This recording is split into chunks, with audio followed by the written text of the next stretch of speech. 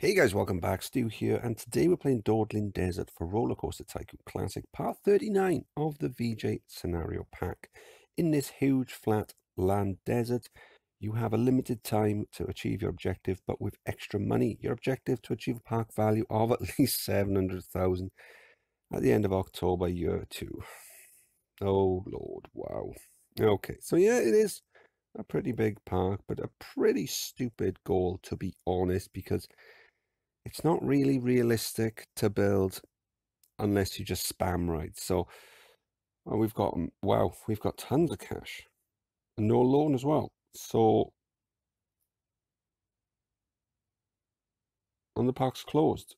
And do you know what? We probably don't even need to open it. We won't need to open the park. We've got some transport rides. Obviously, we're not going to use those.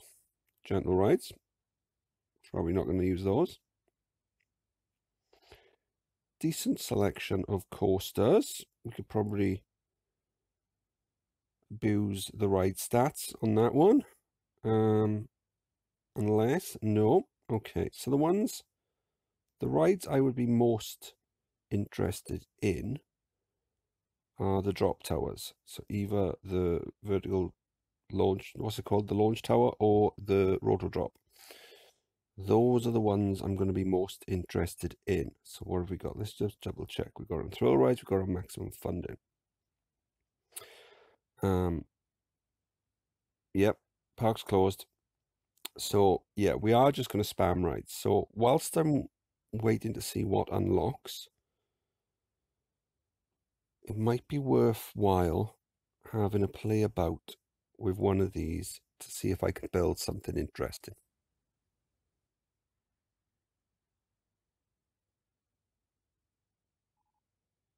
So my first idea then was this inverted vertical shuttle. So I've got to set the 7 laps. It just goes up, down, into a cutback, and then we've got some tight bends then. So obviously excitement's trash, but the intensity and nausea through the roof. And then that gives us a value of 37,000. But it cost almost 6,000 to build. I mean, I could make it a bit cheaper because it doesn't need to be, the bends don't need to be as high. It only needs to go up to there. And then, but it's still very expensive.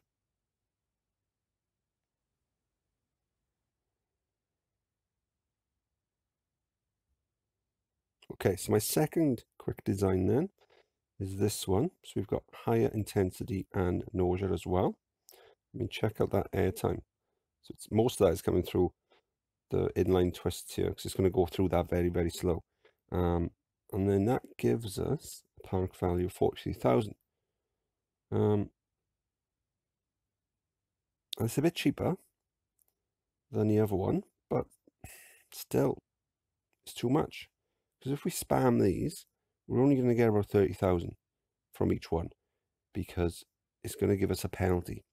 For each duplicate ride, it's going to give us only 75% of the park value for those rides if we build more than one of the same type. So I'm still waiting on. Oh, there you go. That's good timing. Now we can spam a lot of those. So here's the launched Freefall then, and set to the maximum speed, 90 miles per hour. That gives us, stats aren't that high really, and the park value only 26,000. But what if, oh yeah, and it costs around 900, I think it was, it was under 1,000. I'm not sure because I did sell some back. If we go downward launch, how does that affect it?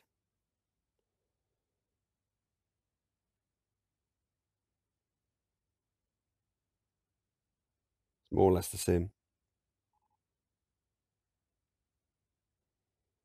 Yeah, there's not much in it, and considering how much extra it's going to cost to build, it's much easier just to do the launch version. So that's a bust. And look at that. we have got the rotor drop. There you go, we can switch the funding off because that's all we are going to need now. Custom design. Put it there.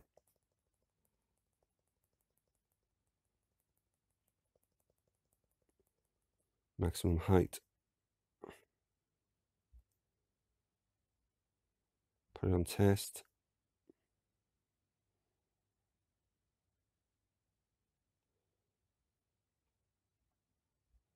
So what did it cost? $1,300 to build.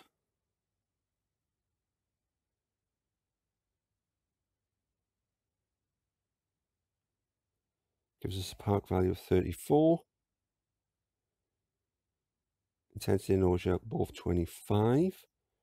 And if I remember correctly from when I did the micro park with these with a million park value, once you duplicate it, hasn't registered it yet.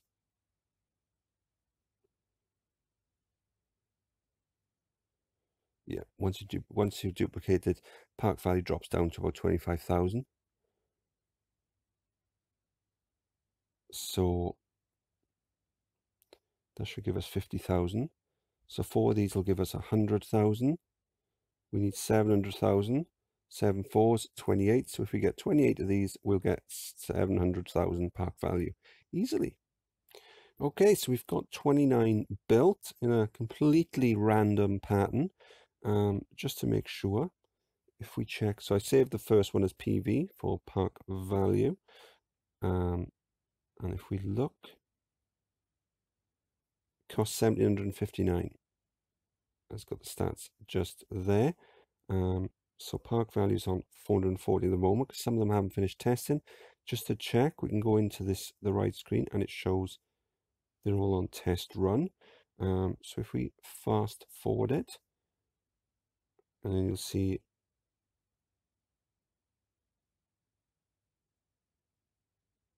there you go.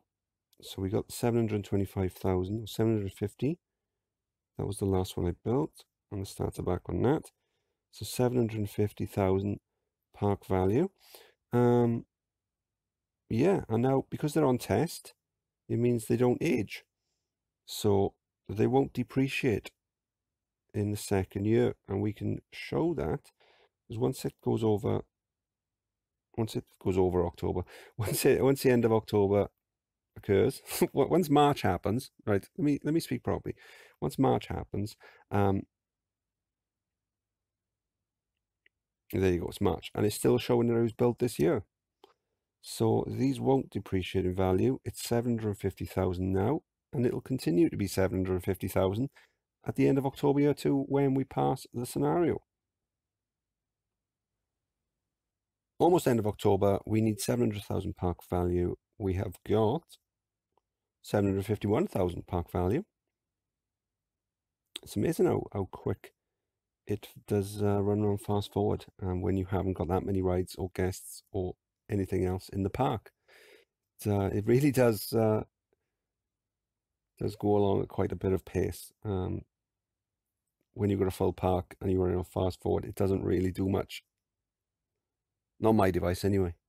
Yeah, so we're about to pass the scenario. We've got 29 rotor drops arranged in a random pattern.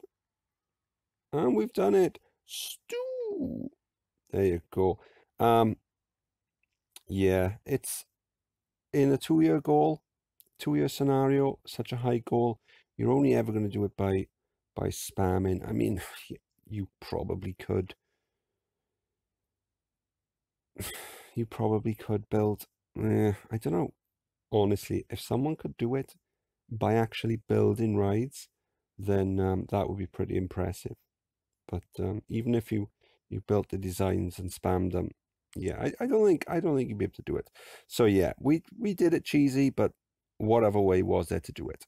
If you enjoyed the video, please like and subscribe, and I'll see you next time. Bye.